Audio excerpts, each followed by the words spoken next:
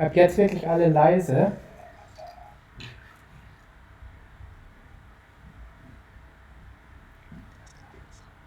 One, two, 3, 4.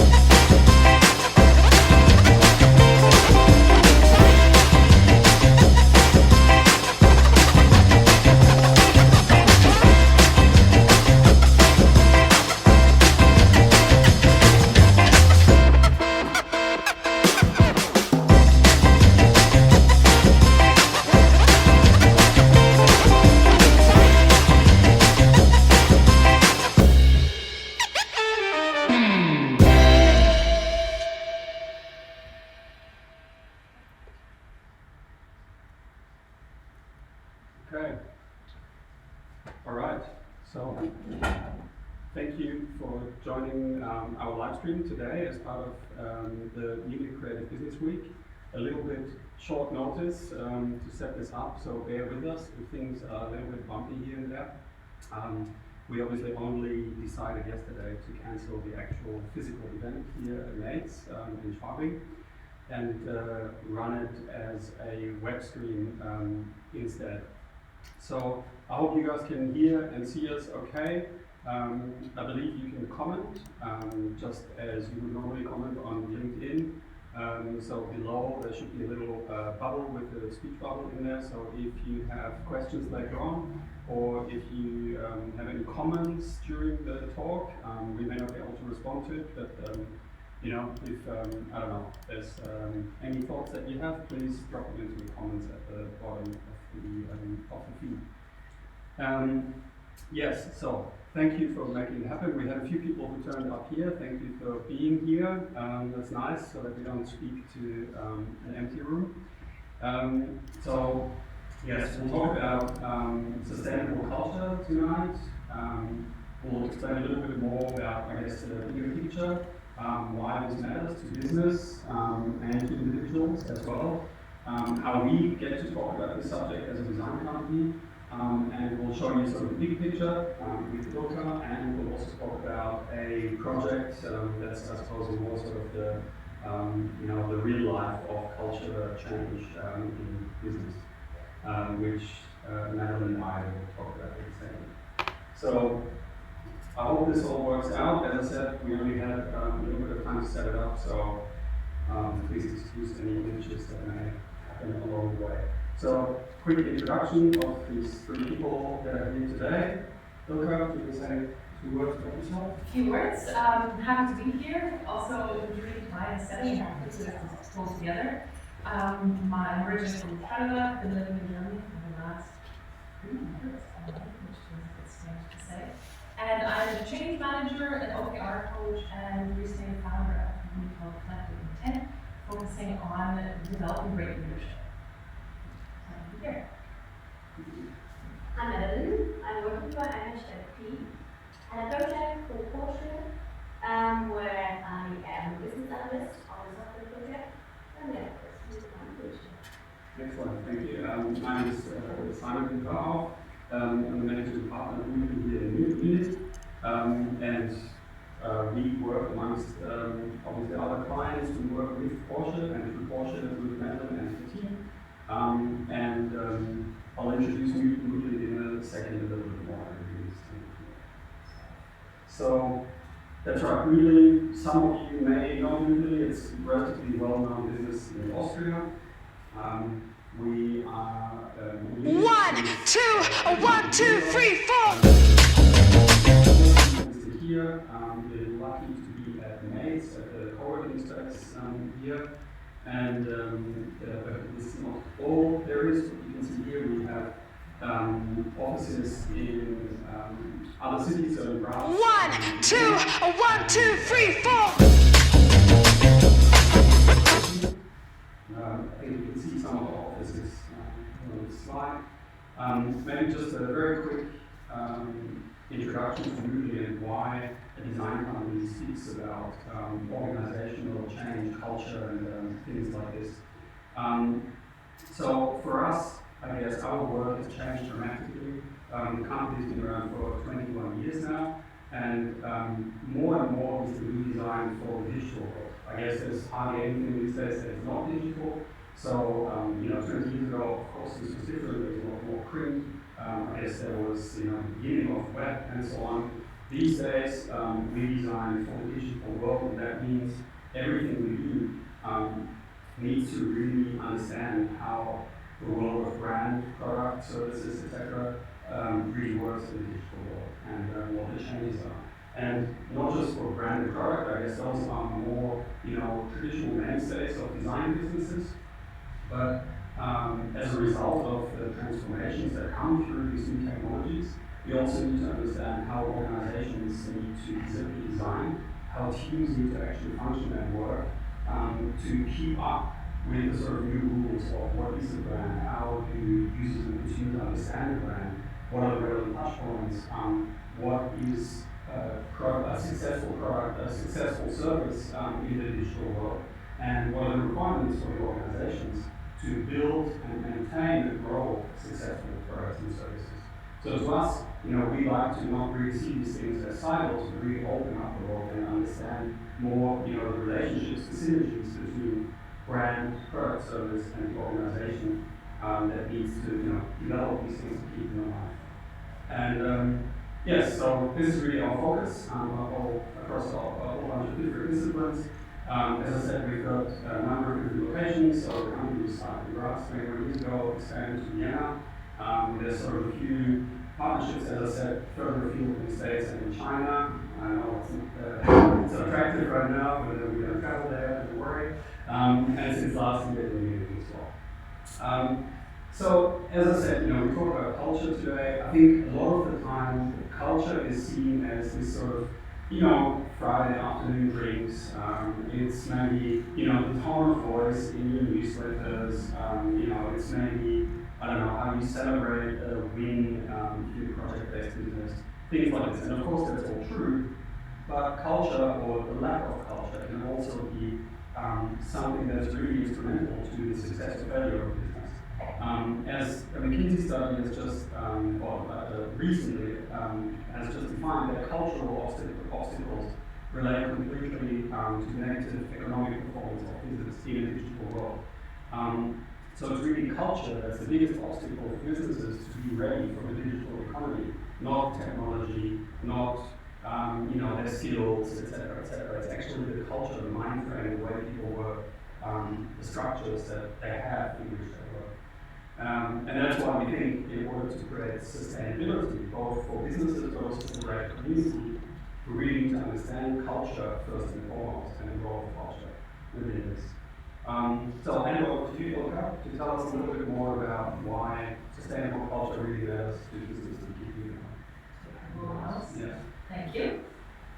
I think it makes sense before I go into my section here to explain my background, because it will give context to my story and kind of the lens I'm looking at culture, sustainable culture through. So technically, academically, I am an organizational psychologist, which always requires a little bit of explanation. Very few people are familiar with the term.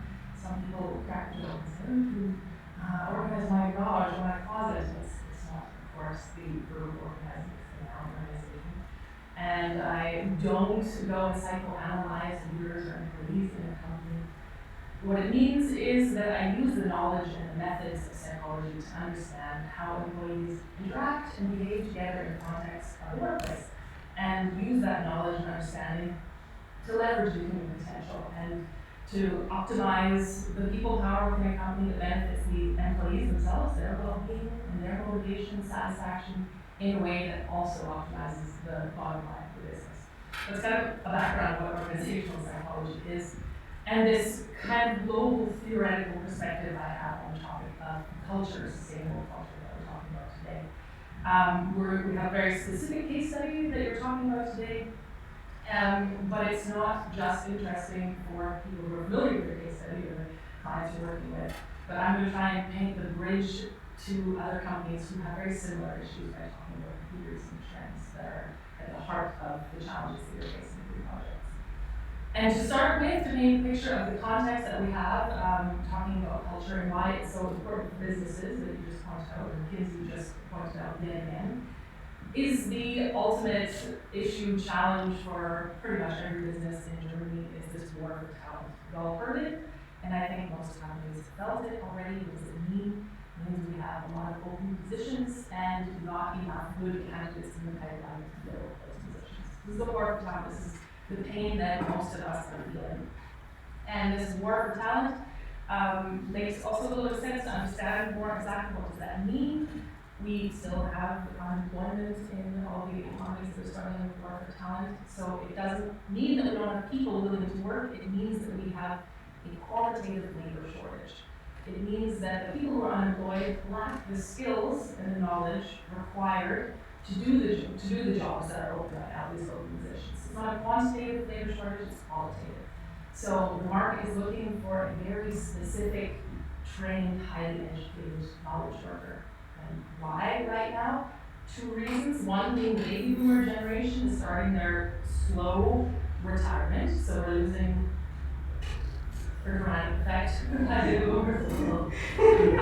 we're losing a big portion of the workforce over the next 10 to 15 years, a slow phase of retirement. But also what I just alluded to, the nature of the work in our economy has changed drastically. It's continuing to change away from manual labor with a focus on knowledge work. So this is requiring a vastly different set of skills and knowledge from the candidates that we're looking for. And this is at the heart of the war for talent right now. And we're looking now at this labor crisis. See the background. We're looking now at candidates who basically have the pick of the crop and looking at who are they going to work for. It's not companies filtering through a bunch of candidates, it's reversed now. The power is in the hands of the candidates that are applying for jobs. And so we need to understand what's motivating them, because paying them a little bit more isn't enough anymore. It hasn't been for a while. This labor crisis, as it's been defined, is research shows in the last for another 20 years or so in almost 15 of these economies. So this isn't a trend. This is going to stay around for a while. The millennials are at the heart currently of the war for talent. Of course, it will shift to Generation Z when they get a little bit further in their career development. And the millennials are the hottest pool in this war for talent. And we have to understand what they want. I did 2 years of my master's research on studying what engages millennial employees. And it's not kicker tables or beer fridges, surprise, surprise. Anyone in the room will know it's insulting if they're being told that that should engage them in their career. It's not. There are much more meaningful things that engages a high-performing millennial. And I want to point our discussion at that, because these are the people who want to attract for our companies.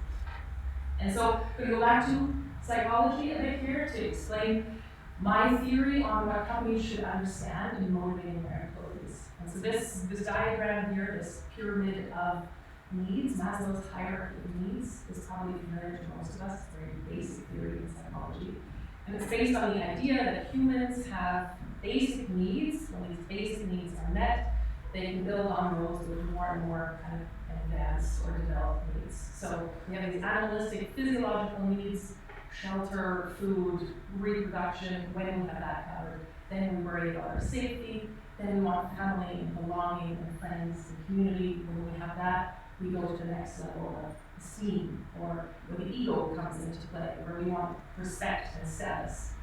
And this point in Maslow's hierarchy of needs is where I think most companies have, up until recently, stopped with their motivating factors for employees. Give them a fat salary, fat bonus, corner office, sexy car, then we'll get them all. It doesn't work anymore. And the millennials are the ones who are driving this conversation where that's not enough. Because the guy next door, he can only offer me 500 more, 1,000 more. The differentiators in these external or extrinsic motivators aren't big enough. They're too comparable between companies, so we go to the next level. And I think it takes a moment here, before I go to what the next level is, the grand reveal, most of you know already. It's worth taking a moment to understand what defines a generation in order to understand why are the motivators now different. So a generation is not defined by the decade in which you're born. A generation is defined by the era of influencing factors of your youth. Sounds a bit abstract. Millennials are born between early 80s and late 90s. They're called millennials because year 2000 was when the first ones started entering the workforce. And their youth was defined by relative luxury and privilege. There were no big wars, no big famines, no big crises. Along came the internet, doting parents.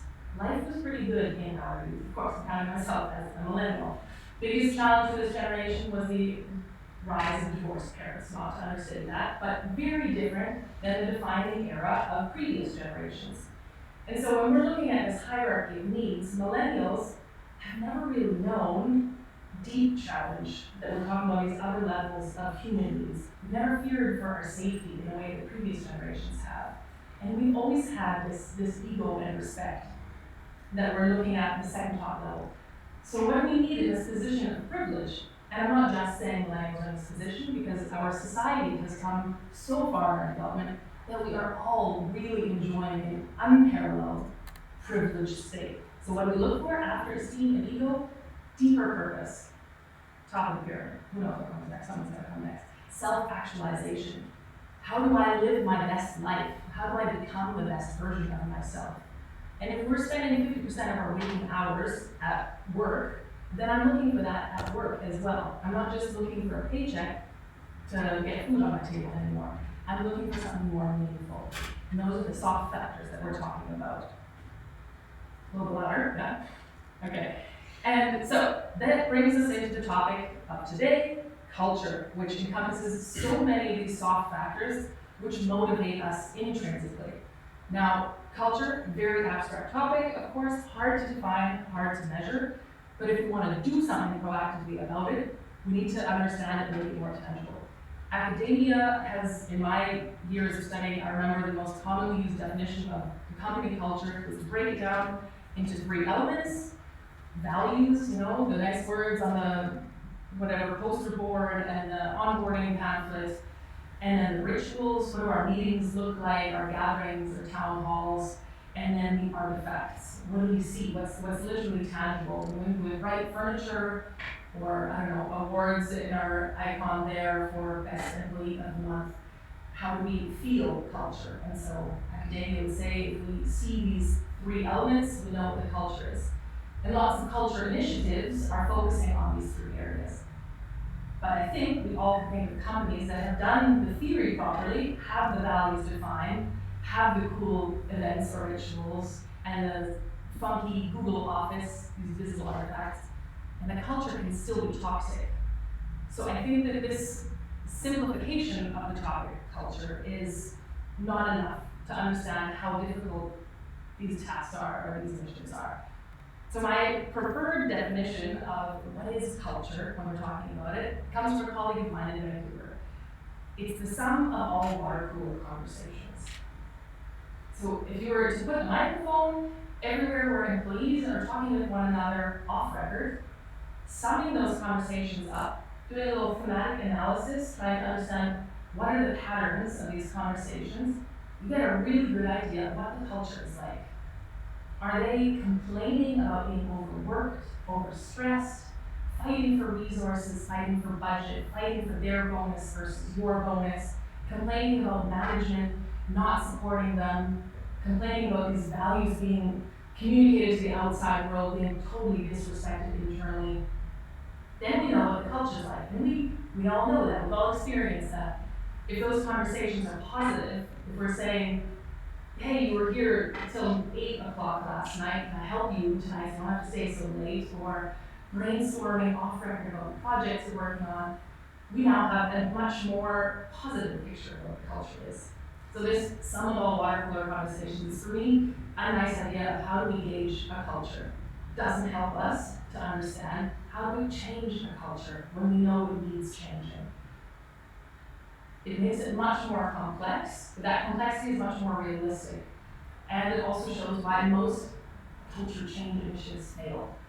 If we look to evidence-based management, we look to find out best practice. What do we do if we want to change a culture? The evidence says, we don't know. We haven't figured it out yet. There are 2 catalysts that can have a statistically significant chance of shifting a culture, and that's if you change your physical work environment or you get a new CEO. These are both major events. You can't just do when you want a new culture. And so we have to be creative. We're still very much in the exploratory phase of finding out how can we adapt our culture to intrinsically motivate the best people to work for us, so they really want to work for us and do their best work. And so we're going to talk about how that can look. What's a really new initiative that you can look to for inspiration to see what's one way of doing this. And as we were brainstorming, talking about my world to your worlds, I had the idea of comparing this to our very acute situation with the pandemic of coronavirus, to talk about how does culture spread. And I looked to, Wikipedia, to remind myself what I once learned in pathology about how do diseases spread. And I think it works as a good analogy to understand how does this living abstract idea of culture spread. Ooh, click someone. And you have kind of 2 of several, I've of course simplified it, 2 ways that disease can spread, but in this case how culture can spread. And you have this kind of organic version of culture spreading in this case, where you have a nucleus, where you have the epicenter of culture, and then everyone who comes, all the employees who come into contact with this person or this source of culture will start to live it as well and be part of it as well. Patient zero in the idea of a startup is the founder. The founder's values and behavior becomes the root of a startup's culture. But the more the startup grows and develops and eventually needs to scale, then we get structure in place where we have teams functional or project. And when you have these structures in place, you need to leverage these structures in order to transmit this culture that you're trying to spread. And so unfortunately with the projects I've been working on, change management projects, change lives in HR, and it's kind of been given a budget like this, and they say, here's some money, have a focus group, redefine, recreate our culture. And if we're talking about a big organization with structures in place, it's impossible. You really need to leverage the structures and leverage leadership. If you're working with a system that has leaders and have managers, they have to be part of the culture change initiative. They have to be role modeling it and supporting it. And so it's really important to remember what's the system you're working in and work with that system, not against it, when you're deciding what can we do about this culture change idea. What do they both have in common? This kind of organic spreading versus the structural spreading. They both need an epicenter. They both need a clearly defined target. What are our values and how are they operationalized? Do we have the same understanding of what they are? And only then can we build on it to spread, either organically, if it's a small, looser organization, or the bigger, more structured organization. Then we use that structure in place to really channel it efficiently and logically. And if we find the balance, we're going to talk about how these two systems can come together within one organization, talking about My Projet and Projet AG. Finding the bridge that complements both systems is important, and not fighting the systems in place. And I think that's what will make it more sustainable. To leverage today's system to get to tomorrow's target. So in sum, war for talent, we all know it's the pain that we're struggling with. We have to understand the psychological needs of our employees. Move away from this assumption that millennials are entitled and look to empathy. Why are they looking for more? It's not just millennials, but they're at the focus of it. Understanding that culture is there to intrinsically motivate our employees. These soft factors are really critical and need to be lived and role modeled by leadership. And through that, diffusing the culture in a way that harmonizes with the systems in place. And that should hopefully create a sustainable solution. And how that can look in real life, I'm going to hand over to Simon to talk about your project. Thank you. Right. Excellent. Nice connection to Corona. Always good. So I guess what we are talking about now is a project, as I said in the beginning, that we've been working on together with Madeline and the teams at My Projet, to be specific. And we think we picked this particular setup because A, we really enjoy the work, it's super fascinating, super relevant. I guess it relates to a lot of the subjects that we just covered.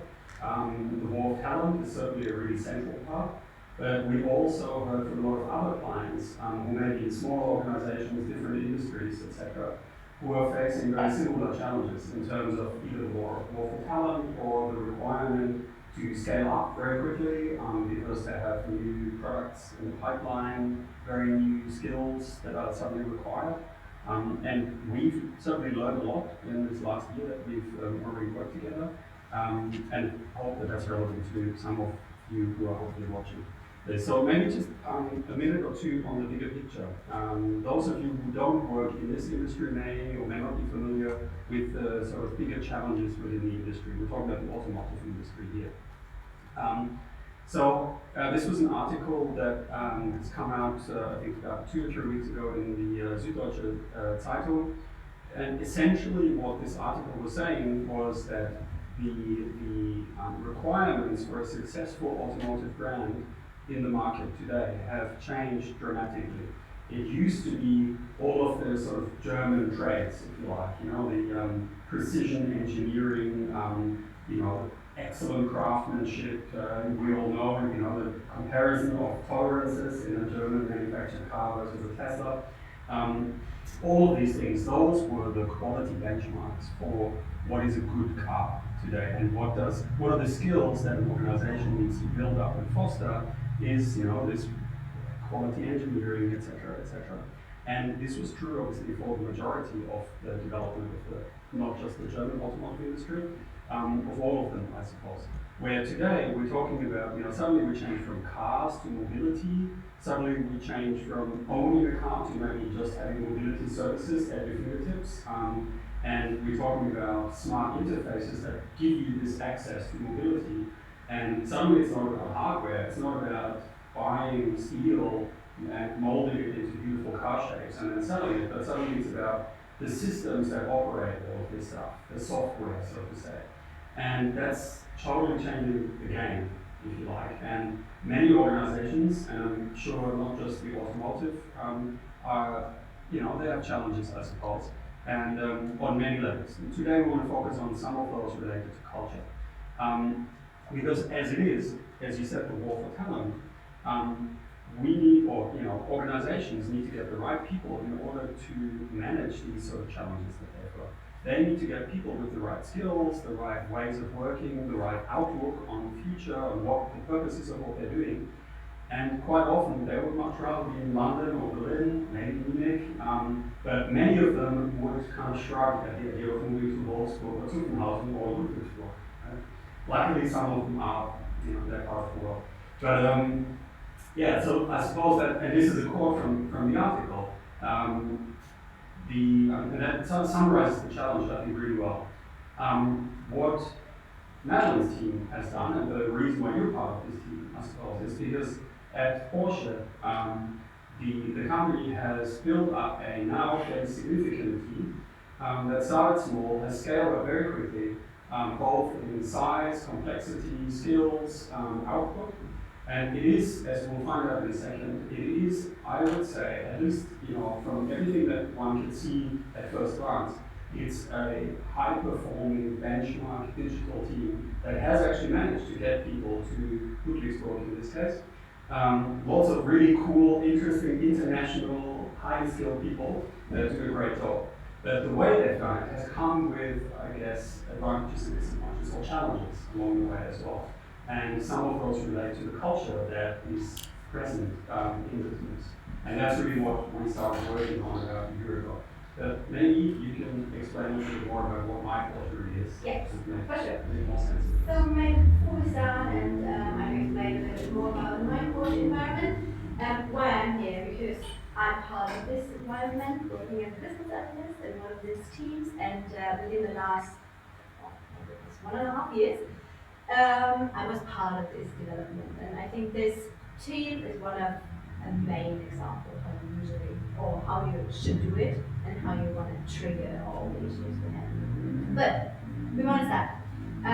So my Porsche is, let's say, the digital touch point for Porsche owners or interest persons like fans or anyone else. Who wants to have a little bit more deeper information about events what's going on, like the fans, or fancy new news about new cars like the Taycan we already released within the last month. And for Porsche owners, it's also a good thing because this is a platform, you get deeper news about your car. So it's possible for you to control your car, you have a deeper look on it.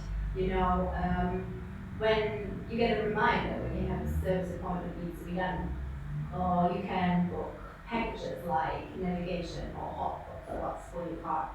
So it's a huge tool with a lot of features, and for sure this platform is part of a really huge ecosystem. And where we came from and what is our relationship to the rest of Porsche are here. Now it's like you can see, let's say, the Porsche ecosystem, just a small part of that. There are a lot of stakeholders. The most important one, for sure, the one on the left side, is our car, for sure, because without a car, that's not working. There are engineers developing crazy stuff every single day within the car, so this is something which is touching us every single day. There are partners like the finance department or the commerce department. Every one of these has their own goals to make Porsche greater, let's say. And so these are also topics which are touching us. And for sure, we have one big stakeholder, the dealer. The dealer, let's say, one of the main forces within our ecosystem, because the dealer is the one who's making the money. These are the ones who are face to face with our end customers. So they are, since the last few months, the ones who get in touch with their end customers. And they are organized by markets. So if markets don't want to have any special things, they're going to block decisions. So this is something the ecosystem has to deal with. And we, the My Porsche department, is also one stakeholder of this huge ecosystem, and we also have to deal with all these different topics, for sure. But to have a look on where we came from, the My Porsche department, I think this is one of the most important things here to understand our issues we had. In 2014, there have been a few very innovative, crazy guys had the vision that there must be a digital touch point for Porsche to make it innovative and to be state of the art. There are about, I don't know, 2 teams, about 10%. These 2 teams had focused on, first of all, customer data. I'm sure you need that. And there was another team, the web shop, which is still alive, who built up the possibility for customers to buy these packages I already mentioned, like navigation packages and all of that. And you can't imagine how crazy it was to start with such a pilot and to fight these crazy fights within such an old-fashioned, what do you say for conservative? Yeah, this was the word I wanted to say. Conservative ecosystem, like you may all know the old-fashioned stuff in there. So they had this vision to build up a cool environment like Google or Apple does, so everyone should be proud of, I'm working for Porsche and doing software development in there. And with this vision, they have been very successful. So till today, we'll build up an environment. We also had, it's a huge department now. We also have the digital sales part, is also part of us. So it is nowadays possible to buy the car online. No one else has that, so that's pretty cool. We are now 14 teams, 380 person working in my Porsche environment. Important to say is that we are agile. All the teams are following Scrum or Kanban. We have different suppliers. It's not only Porsche guys working within the teams. We try to be gender balanced, so everything seems to be very innovative. Yeah, that's it. And my team, the after-sales team, we started in 2016 with a 5%. Yeah, 5%. We started. And we as a team, we went one step further to that.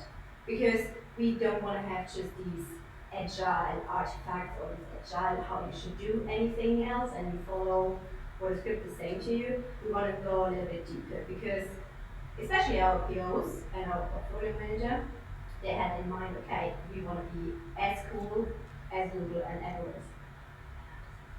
So what we did,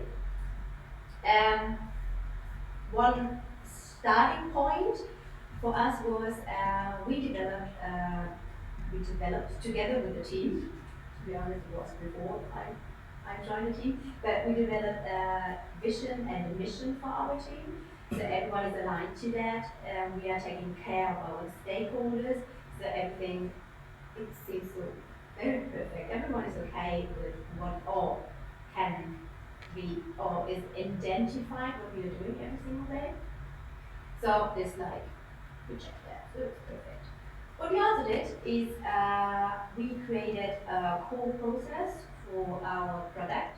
So every single day we're taking care of that our user value is nailed. So we're taking care of the customers' wants and needs, and we try to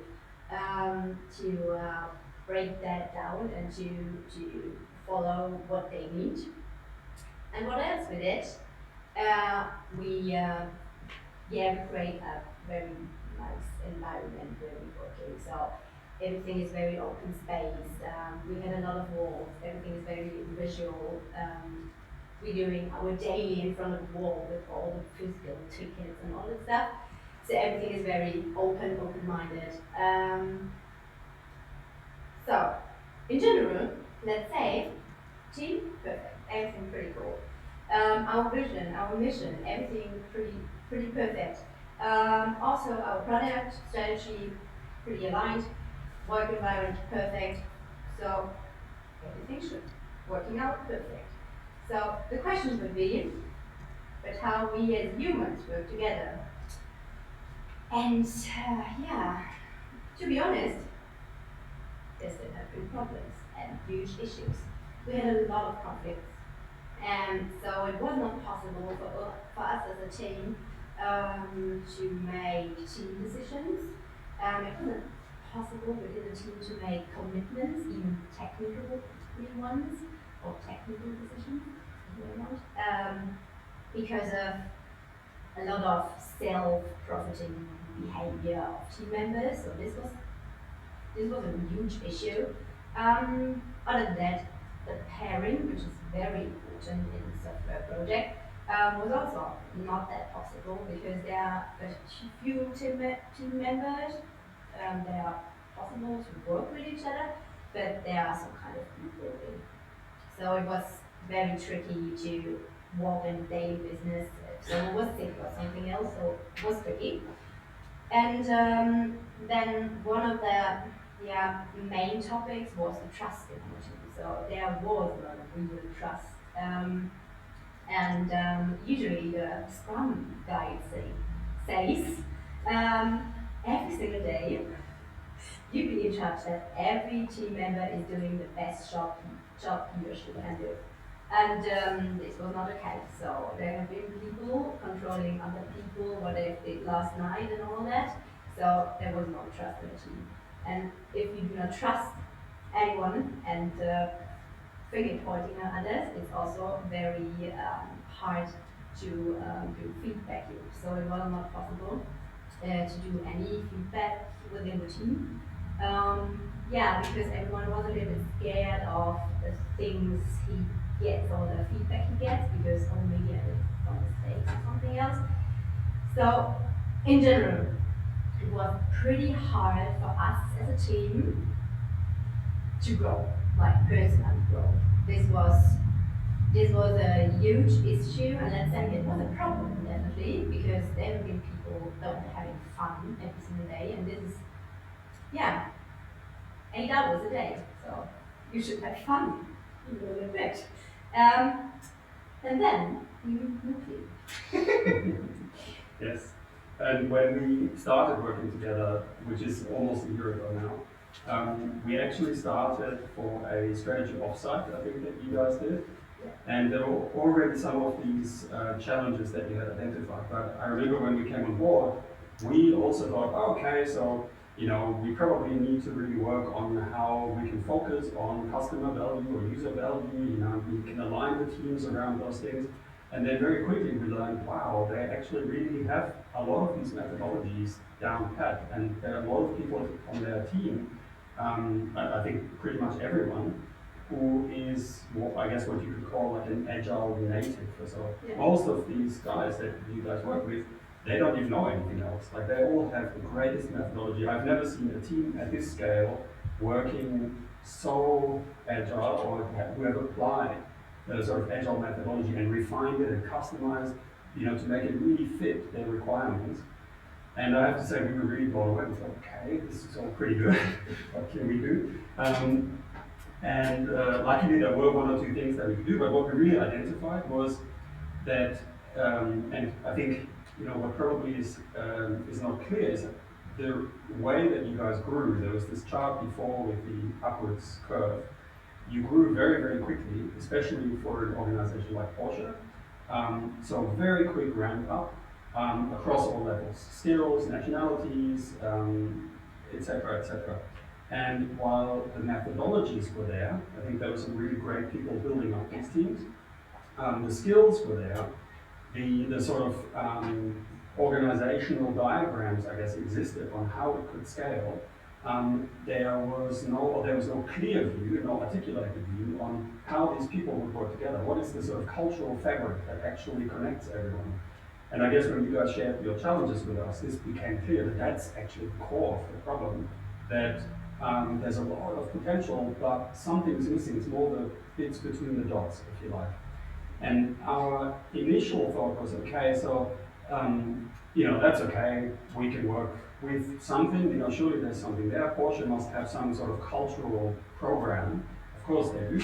And we looked at it. There were values in place, and there's an HR department, a communication department, and it's all pretty clearly documented. However, nobody, I think, pretty much in the my Porsche team used any of this stuff. And so there was this really capable team, but there was something really essential missing in between. Because they had to scale up so quickly, because they had to get all of these cool people with the right skills to Ludwigsburg, and this was sort of, I suppose, left on the side because it just didn't seem that important.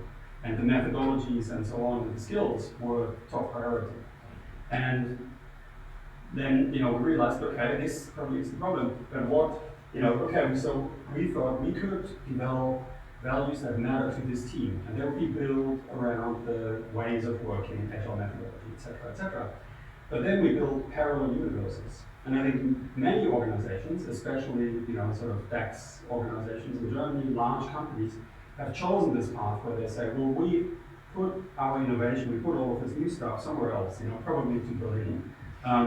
And we build new teams that can build their own values and they can build their own methodologies.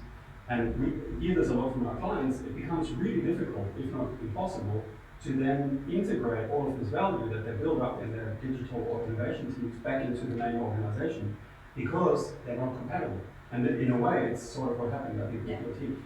So we defined our challenge as such that we wanted to take the existing values, the existing kind of cultural fabric of Porsche, but make it relevant to a team that had the capabilities and the kind of cultural DNA that you guys have. So, they are super, I can verify everything you said. They are, super gender balanced, totally international. English is the office language. As I said, methodology, everything top notch. So we started and we did a bunch of workshops, but in one of the workshops, we exposed the team to Porsche values without telling them these are the Porsche values. We just said, so how do you feel about, a concept of one family, and, we all work as one family? And especially the family one ended up being extremely polarizing because what we heard, and there's a quote on there which I can't read now, but essentially some of these guys who seem perfectly matched within the team so far, they really clashed with the values that Porsche, the DNA of Porsche that has kind of brought Porsche for the last 70 years to where it is now. So they're certainly valid, and I guess the concept of one family and pioneering spirit, there's nothing wrong with it, but the words really kind of subject. And there were people who really said like, well, the concept of family is to me horrible. It's not part of my life. I don't consider myself to be anything to have anything to do with family. I don't like my family. That's why I moved away. And I find it claustrophobic, and I would never want to work in an organization where this is a central element. So then we thought, oh shit, this is a problem, because if we can't use the values that are the core of the 40,000-ish employee organization, and we can't sort of make it relevant to these people, we will never be able to take the value. And as you said before, now within your team, there's the digital sales kind of infrastructure that's being built. And we probably don't need to argue the fact that digital sales is a really important part of the future business. You better sort of bring these two worlds together. So that we really defined together as a team, we defined this as our real challenge. And looking at the two sides of the organization, they can use the same values, but the way they use them is very different. On one side, it's all top-down. It's about security. It's strategy-driven. The processes are waterfall. It's obviously an older, very structured organization. On the other side, everything is based on open dynamic systems. It's based on collaboration, on teamwork. There are agile methodologies implemented. It's completely different. The way the values are used on one side, and I'm sure many people are familiar with this, as you said before, the sort of traditional definition, you first define your values, and then you probably print them on posters, you put them on the fridge, you put them in the email update from the CEO, so everyone gets, oh yeah, these are our values.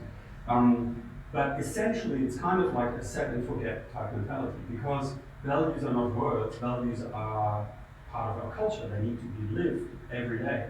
They need to be made relevant, because as we found out, for example, family means very different things to different people. And if you can't, create this sort of dynamic way of engaging with values, then these older structures of having values at the core of an organization are going to be very difficult to combine with the sort of new way of working and new teams. So what we found is kind of to use the methodology in software, everyone's familiar with this, with build, measure, learn, to sort of use the same analogy and make it live, measure, learn for values as what we really wanted to achieve. And so I suppose we, a lot of work that we do has service design, or you can call it different things, but essentially we spend a lot of time designing services. Part of that might be interfaces, user experiences, code, etc. But it's always a sort of orchestration to create a service. And this sort of orchestration requires a format, and one format within service design is a service blueprint. And we applied, I guess, our tools that we had to try and solve this challenge or come up with solutions. So we used the sort of format of the service blueprint to map out what would be the journey of a team or of individuals within the teams to better understand, okay, what is actually relevant and where could our values become relevant to people, and what could we strategically do to, with these touch points, to understand how these values are relevant, or to then maybe adjust our communication around or our behavior to make it relevant. So the service blueprint essentially, and this is sort of a simplified version, but it has, if you like, it sort of maps the user journey, and in our case we map the emotional state of the user on that top level, and we've used a existing team methodology around forming, storming, norming, performing in rhymes, which is well established and is also being used at Porsche. And we kind of created a method mashup, if you like, but it did make a lot of sense, I think, to everyone involved. Where we used these 4 stages across the service blueprint, try to understand, okay, what channels are relevant, the booklet or a recruitment interview, also to then understand how does this journey really come to life? What happens on this journey? How do people feel along this journey? And what can we do to make this better? And what role do values play within all of this? So, as I said, this is just schematic. It's not the real thing. That was way more complicated. But this is the principle behind it. So we used this emotional state of team members to then define, okay, what could we do? How could we maybe change a recruitment interview? How could we change that welcome email to make, from the beginning, make things work better towards our total goal, so to say. And we worked, across quite a few sessions with a number of stakeholders from Netherlands team to really understand this journey, and then try to get to a point where we understand where can we create impact, because we're working with digital teams. We don't want to spend 2 years on this strategy project. We want to have something in place. We want to aim for an MVP, so to say. So very quickly we asked ourselves, okay, if this is the journey, and it may be a bit rough, but this is roughly the journey from forming to performing, what can we do? What can be the first initiative that can actually create impact on this journey? And of course, the main impact that we felt we could create was at the beginning. I guess it does make sense, because at the beginning you are putting the foundation of how do we behave, what do we actually do when we have conflict, for example. You put the foundations in place. And you mentioned trust, for example. This is when trust is either built or not. So we decided to just focus as an MVP on the first part, and we defined together the requirements, basically, the sort of vision for a digital onboarding tool, which takes candidates actually by the hand even before they've been offered the job. So there's information that's being shared, both, I guess, factual as well as stories, principles. We worked out principles of, how should this communication work? Who should take care of this? Is it more the leadership person, or should it be more like a buddy from the team? If we're recruiting for a developer, should it be more someone who that person might be working with later on?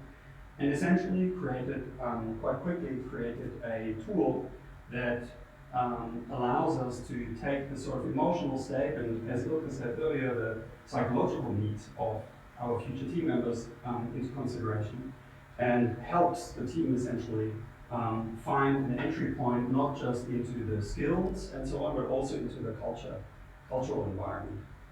So these are just a few snapshots. But I think we talked before about what actually have been the outcomes, because this has only been launched very recently. Maybe you want to say a thing or two about what you guys have felt now that this is in place.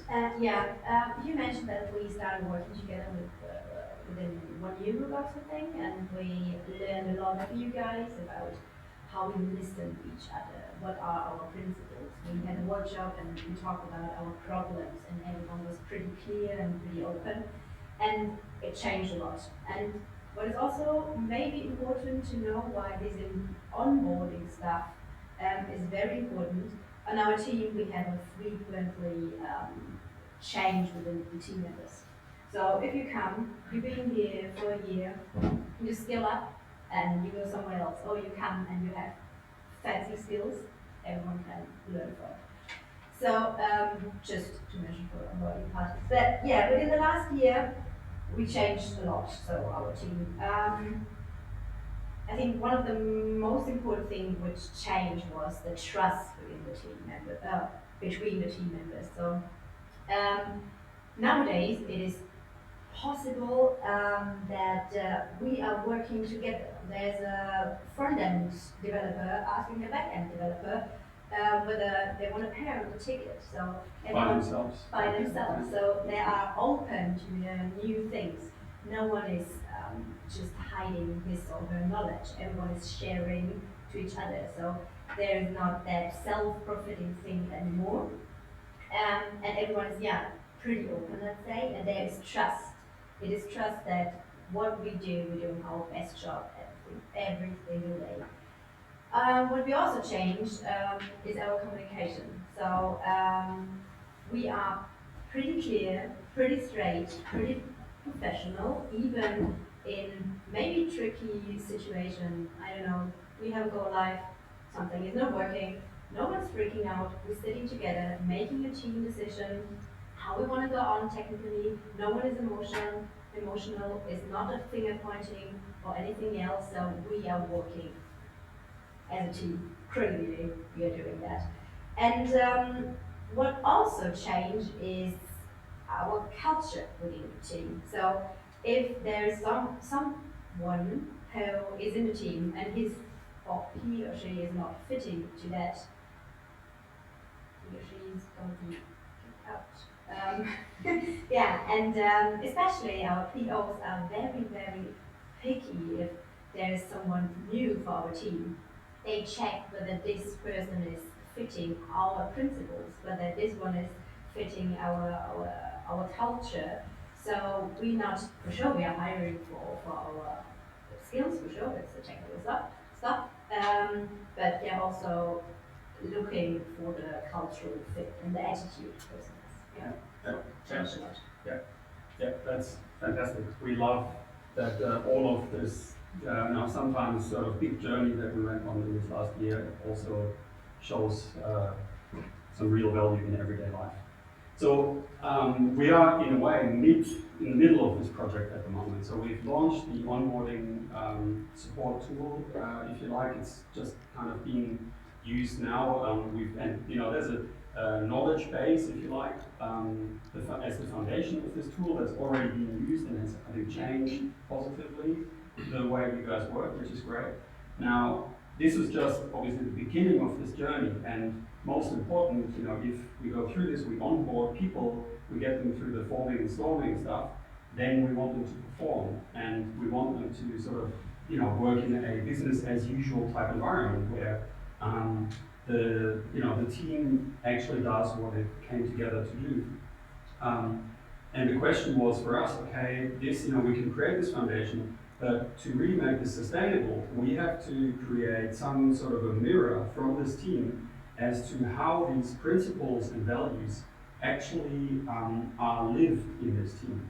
And this is where we can't, unfortunately, yet show the screens, because we're still working on it, but we're currently developing it's a bit like a public diary, if you like, where the team broadcasts or gives feedback to each other, positive feedback, and they basically say to each other or let each other know how the behavior of their team members matters to them. So, an example was, we've done a small prototype of this. There was a good example where someone wrote like a really nice piece of feedback. It was only a few sentences, but it was really from the heart and meaningful, about someone who cracked a joke at the beginning of a big meeting with the sort of corporate side of the business, and the breaking of the ice, the sort of preparation of the presentation made it so much easier for the next person to take over quite a challenging subject. And of course, everyone was focused on the result of the presentation, on the sort of feedback from the big management guys, and not on these kind of small things that happened along the way. But that is what the team gave feedback on. And it was super interesting because they saw this one family value, which it's easy to shrug at, but they saw this being lived in this moment where someone really tried hard to make it easier for their colleague to present a challenging result. And that is a really great example of what we would like to create, so that as a team, there'll be an understanding of, this is how we can actually use this concept behind one family in a meaningful way in our context. We don't have to use the word one family, but we can, relate to this theme of one family. And so that's essentially what the next step is to develop it's a digital tool as well, but as everything, these digital tools, they're just kind of one side of the body. They obviously require, as you said before, the role of leadership, the understanding of the existing structures within the organization. It's just a tool. That's not the answer. Obviously, we have to get people to use the tool to then create the impact. But yes, so that is the next step for us, which we're super excited about. And hopefully we'll be able to then create an environment where we see how these values that have been around for a great company, really amazing business that has been doing amazing things for 70 years, how those can be made relevant for the future, so that there is, a future together, and it's not just two separate universes. So yes, because for us, and I guess that we kind of have to laugh at this because I think it's 30 years old or so, but the statement is so true, and we find even in today's world that yes, culture still eats strategy for breakfast. And what was super interesting is what we found here, where methodologies that we all talk about, agile here and Scrum there and whatnot, that actually culture kind of has methodology on the side when it has breakfast. And yes, it's really culture that either drives things forward or just roadblocks things. And yes, so that is really what we're striving to do, to kind of take this company, and obviously, for other clients, but in this case, to really take a company that has such a great legacy into the next era and the next generation of staff, products, processes, teams, and culture. Yes. So, and yes, thank you. So thanks you guys for joining us and giving our part of this puzzle some more context and some more substance. And yes, I'm not sure if we've got any questions from our viewers. If we did, we've got time. I think you just need to read it out.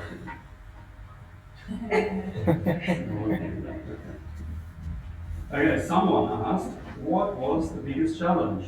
I suppose this is in relation to the project. Yeah. So maybe, I guess it might be a question to you. Maybe it's a personal one. I think it's a personal one. I think to change the team in a way that they start to trust each other. I think this was the main issue we had. Because after people start communicating and being straight to each other and saying, okay, he or she did a great job, and if there is something, I can speak out loud and talk to him. So combination of trust and communication. Mm-hmm. Yeah. But within the team, so Yeah. to get the team to realize Yeah. it's okay Yeah. to sort of go out there. Yeah. Yeah, I mean, that is something that we find with a lot of clients where they almost turn a blind eye to these challenges. That they, and then obviously you can't solve the challenge if you pretend it's not there. And I've heard this a lot, that when we speak to clients, they say, no, we don't need to change, it's okay. We can do this digital thing, it's no problem. Yeah, so I don't know if that answers the question. You're more than welcome to send us another comment. Yes, we'll take more. I think we can read the questions out as well, we can say them again. Yeah, so another question was, how long was the process taking from like starting points to like having the final result from now on? Yeah, I mean, to where we are now, we started literally, I think, 11 months ago. But in when you March. guys started with the resolutions, that it's 2 years ago, more than that. Yes, so the process started then, that's true. That's true. But- Yeah. Yeah, let's say this changing within the team, like having on the table, okay, we have a problem with our communication and all that stuff. I think to nail that down and to be in charge of that and to focus these problems, I think 1 year. Because this was the first goal when we to get them. Yeah, but I mean, it's probably important to understand that it's not 1 year of work. No, I mean, you know, there were, I think, probably, I can't name them now all of them, but I would say we had about 4 or 5 work sessions together. Yeah. So probably usually half day or 1 day workshops. And then in between, we had a fair amount of time, which was important, I think, because I think then for this time in between, it was very hard work for us, so in the team, to be in charge. Okay, we need to do not forget in our daily business that we need to follow these new principles, let's say. So everyone in the team mentioned, okay, maybe we should talk about that. Okay, this is also a topic. So we had lots and lots of rituals where everything popped up and exploded. But yeah, it wasn't a ritual. yeah, but yeah, I mean, yeah, that's not worth it. Yeah. Yeah. Yeah, but also, I mean, you are changing in, you know, you're changing within a very powerful organization, and I think that, you know, that is probably what takes the time. Thank you. It's been a pleasure. Yes, thank you, everyone. Thanks. Stay healthy. Stay healthy. Yeah, exactly. Wash hands. You've left us with more wine here, so ciao. 1, 2, 1, 2, 3, 4.